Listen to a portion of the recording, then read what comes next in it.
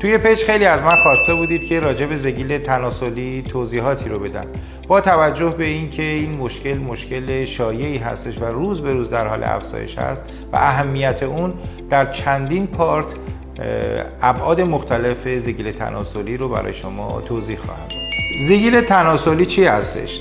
مثل سایر قسمت‌های بدن ما توسط یک ویروسی به نام HPV یا هیومن پاپیلوما ویروس دچار زگیل میشیم. این زگیل اگر در ناحیه تناسلی باشه به نام زگیل تناسلی خونده میشه. زگیل تناسلی در نواحی تناسلی و اطراف مقعد شایع‌ترین جاهایی هستش که ایجاد میشه.